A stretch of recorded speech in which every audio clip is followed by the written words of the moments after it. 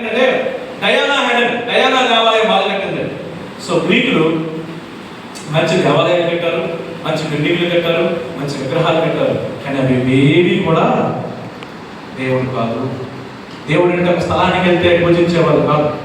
ఆ దేవుడు అన్నిటికంటే గొప్పవాడు, స్థలం కంటే గొప్పవాడు, కాలం కంటే గొప్పవాడు, మనిషి కంటే గొప్పవాడు, ఈ భూమి మీద ఉన్న సృష్టి అంతటి కంటే గొప్పవాడు దేవుడు అవుతాడు. కానీ సృష్టి కింద కాలం సీజనల్ గాడు కాదు ఆయన.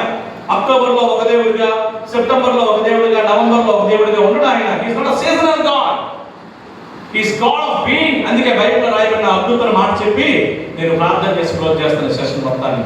ఆదికాండం 1వ అధ్యాయం 1వ వచనం చూడండి ఒకసారి. ఆదికాండం 1వ అధ్యాయం 1వ వచనం. అందరికీ కడత రావాలి, క్రైస్తవులందరికీ.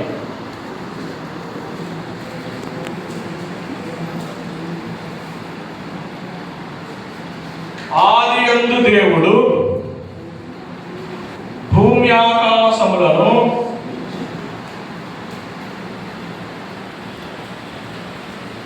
ఏం చేస్తాడ?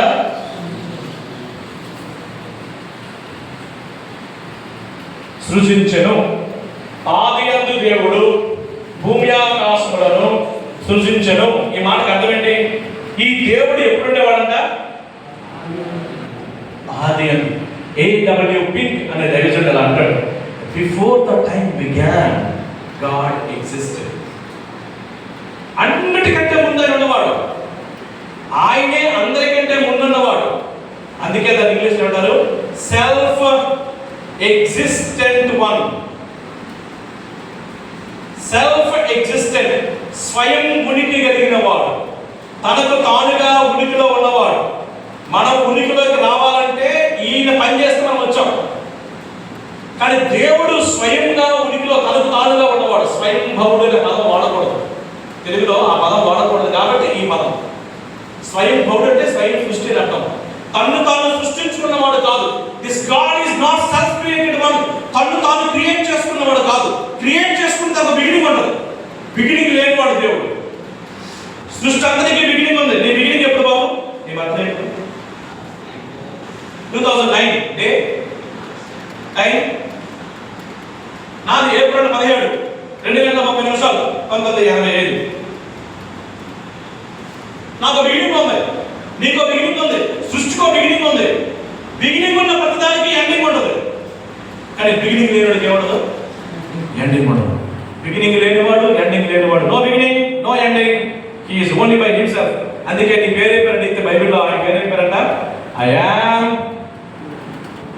What I yam.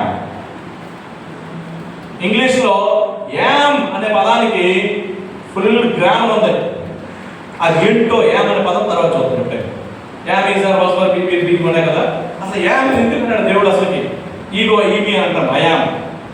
రైట్. ఆదియందు దేవుడు అంటే దేవుడు అనేవాడు అందరికంటే ముందున్నవాడు, కాలానికంటే ముందున్నవాడు, సృష్టి కంటే ముందున్నవాడు అని గుర్తుపెట్టుకోండి. రెండవది సృజించాడు, సృష్టించను అంటే హీ యాక్టెడ్. ఈ దేవుడు పని చేశాడు. ఏం పని చేశాడు? భూమిని ఆకాశం. భూమిని కొన్ని కింద వేద్దాం, ఆకాశం పైన వేద్దాం. కానీ దీని అర్థం ఏంటి? ఆదికాండంలో ఉన్న 50 అధ్యాయాలకి మొట్టమొదటి వచనమే ఆధారం. ఆదికాండంలో ఉన్నటువంటి 50 అధ్యాయాలు ఉంటే మొదటి వచనం భూమి ఆకాశాన్ని అంటే క్రిందున్న మొత్తాన్ని, పైన కింద మీద అంటే మొత్తం ఇంతే కదా, ఈ మధ్యలో ఉన్న మొత్తాన్ని, సమస్తాన్ని సృష్టించిన వాడు ఈ ఆది అందున్న దేవుడు. ఈ ఇంగ్లీష్లో క్రియేటెడ్ అనే పదం రాయబడింది. హీబ్రూ భాషలో బారా అని రాయబడింది.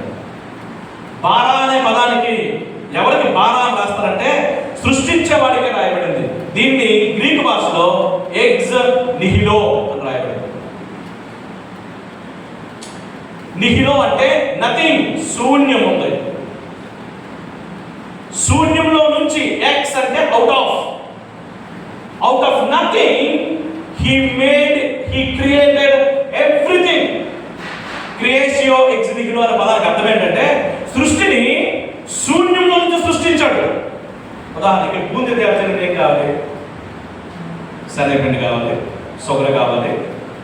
మంచి షుగర్ పాకంలో దీన్ని వేస్తే బాగా వేడి చేస్తే బూందీ వస్తుంది. దాన్ని బాగా నీట్గా పెడితే లడ్డు. అంతేనా? అలాగే ఇప్పుడు ఈ స్కెచ్ తయారవ్వాలంటే ఏం కావాలి? ఇందులో ఇంకు కావాలి, ఈ ప్లాస్టిక్ కప్పు కావాలి, ఇవన్నీ కావాలి కదా. దీన్ని తయారు చేశానంట. తయారు చేయడం అర్థం ఏంటంటే ముడి పదార్థాన్ని వాడటం. బైబిల్లో ఈ దేవుడు ముడి పదార్థాలు వాడకుండా కూడా తయారు చేయగలడు. దాన్ని ఎక్స్ నిహిలో నథింగ్, శూన్యం ఉందంటే నథింగ్ ఉంది. నథింగ్ లో నుంచి ఇప్పుడు ఎవ్రీథింగ్ వచ్చింది. Everything. Let there be light, light వచ్చింది. లెట్ దేర్ బి డార్క్నెస్ వచ్చింది. Let there be water, above, మీద వాటర్ వచ్చింది. Let there be water below, కింద వాటర్ వచ్చింది. Let there be foam, let there be fog. ఏది కావాలంటే అది. మంచు వచ్చింది కాక మంచు వచ్చింది. సూర్యుడు కలుగుతుంది కాక చూడండి, సూర్యుడిని లెట్ దేర్ బి సన్ అంటే అయిపోయింది, done. Let there be sun, done. అంతే, సూర్యుడు వచ్చాడు. సూర్యుడు తయారు చేయాలంటే వాడి దగ్గరికే మనం వెళ్తాం కదా. Let there be sun, let there be moon to rule the dark or night. Let there be sun to give the light in the day time. Then watch will come. గడియారం వచ్చిన తర్వాత ఉదయం అస్తమయంలో ఉదయం కలిగిన ఒక రోజు ఆయన అర్థమవుతుందా? టైం ఎంత చూడండి, 1:30 1:15 5 నిమిషాలు ముగించేస్తాం బాబు. కాబట్టి ఆది ఉన్నటువంటి దేవుడు సృష్టించాడంటే సృష్టిలో 3 శక్తులు, 3 విషయాలు వాడాడు. ఆయన స్వయం ఉనికి కలిగిన వాడు. 3 ఏంటంటే చెప్పనా, జాగ్రత్తగా వినండి. సృష్టించాలంటే ఆయన ఫస్ట్ కావాల్సింది జ్ఞానం. ఎంత జ్ఞానం ఉండాలి? సర్వాన్ని సృష్టించాలంటే ఆయనకి సర్వజ్ఞానం ఉండాలి. దీని ఇంగ్లీష్లో ఆమ్నిషియంట్ అని పిలుస్తారు. ఏమంటారు పిలుస్తారు? ఆమ్నిషియంట్. సైంట్ అనే పదంలో నుంచే సైన్స్ అనే పదం వచ్చింది. సైన్స్ అనే పదానికి అర్థం ఏంటో చెప్పనా, జ్ఞానం. ఆమ్ని అనే పదానికి అర్థం ఏంటో చెప్పనా, ఆల్. సో ఆల్ విజ్డమ్, జ్ఞానం అంతా ఎవరికి ఉందంట? దేవుడికి ఉంది. సమస్తాన్ని సృష్టించాలండి. ఉదాహరణకి నీటిలో ఉండే ప్రాణులకి నీటిలా సృష్టించాలి. అడవుల్లో ఉండే మృగాలకి అడవి మృగాల లాంటి వాతావరణాన్ని సృష్టించాలి. మనిషిని సృష్టించడం, మనిషిని డిజైన్ చేయడం ఒక డిఫరెంట్. కాబట్టి సృష్టించాలంటే వాడికి ఖచ్చితంగా జ్ఞానం ఉండాలి. ప్రతి దాన్ని ఐజాక్ న్యూటన్ అనేటువంటి గొప్ప సైంటిస్ట్ అంటాడు, ప్రతి జీవిని దాని పని నిమిత్తమై కలుగు చేసును. బైబిల్లో సాల్మన్ కూడా చెప్తాడు ఇవాళ. Every creature is designed by a purpose. నీవు కూడా ఒక ఉద్దేశంతోనే డిజైన్ చేయబడ్డావు. ఆషామాషి కాదు వ్యవహారం. ఒక చిన్న పాలు మెరుగ్గా మారిస్తే లాక్టోబాసిల్లస్ అనే బ్యాక్టీరియాకి అంత పర్పస్ ఉంటే, దాదాపు 2 కోట్ల మందిని ఒక 2 సంవత్సరాలు చంపేసినటువంటి కరోనా వైరస్ కి అంత పర్పస్ ఉంటే, నువ్వు ఎంత గొప్పవాడు నెక్స్ట్ మధ్యాహ్నం చూడబోతున్నావు. అంత గొప్పవాడివి. నీ పర్పస్ లేకుండా డిజైన్ చేస్తుందా? ఆయన జ్ఞానంలో నీకు పర్పస్ ఉంది. నువ్వు కొట్టి నేను డిజైన్ చేయబట్టలేదు. జ్ఞానం మాత్రమే కాదు, ఆయనకి శక్తి ఉండాలి. ఆ శక్తి ఎంతంటే సర్వశక్తి. భూమిని ఆపగలిగిన శక్తి, భూమిని తిప్పగలిగిన శక్తి, గ్రహాలను ఆర్బిట్ లో తిప్పగలిగిన శక్తి, న్యూక్లియస్ యాటమ్ ని న్యూక్లియస్ చుట్టూ ఎలక్ట్రాన్ తిప్పగలిగిన శక్తి. ఒక్క ఎలక్ట్రాన్ తిరిగితే తప్పితే చాలు మొత్తం మారిపోద్ది. మొత్తం యాటమ్ మొత్తం మారిపోద్ది. సోడియంలో ఎలక్ట్రాన్ పోతే చాలు, సోడియం అయాన్ వేరేగా మారిపోతుంది. శక్తి మారిపోద్ది. ఎనర్జీ లెవెల్స్ వేరు, అయనైజేషన్ పొటెన్షియల్ వేరు, ఎంథాల్పీ వేరు. కాబట్టి ఒక్క ఎలక్ట్రాన్ తిరగకుండా దాని ఆర్బిట్ లో తిప్పగలిగిన దేవుడు ఇదే. ఎలక్ట్రాన్ ఎంత ఉంటుంది? తిప్పుకొడితే 6.6 -19 కూలుంబ్స్ పర్ సెకండ్ చార్జ్ పంపం. దాన్ని గెత్తకుండా న్యూక్లియస్ చుట్టూ తిప్పలేదు. దమ్మున్నాడు ఎవడు అసలు? ఆయన ఆజ్ఞ లేకుండా తిరగదంట, అంత శక్తి ఉన్నాడు ఆయన. దట్ ఈస్ ఆమ్ని పొటెంట్ రాయబడుతుంది. పొటెంట్ అంటే జర్మన్ భాషలో పొటెన్స్ అనే పదానికి అర్థము శక్తి. మూడోది ఆమ్ని ప్రెసెంట్, సర్వ ప్రసన్నుడు. ఆయన అందరికీ అందుబాటులో తన ఉనికిని ఇవ్వగలిగిన వాడు. Omni present, omni present.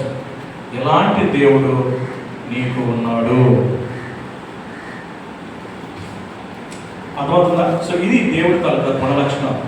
ఇలాంటి దేవుడు ఎవరు ఉంటారు అనే విషయాన్ని రేపు మనం మధ్యాహ్నం క్లాస్లో ఆఫ్టర్ లంచ్ చూద్దాం. Time is giving to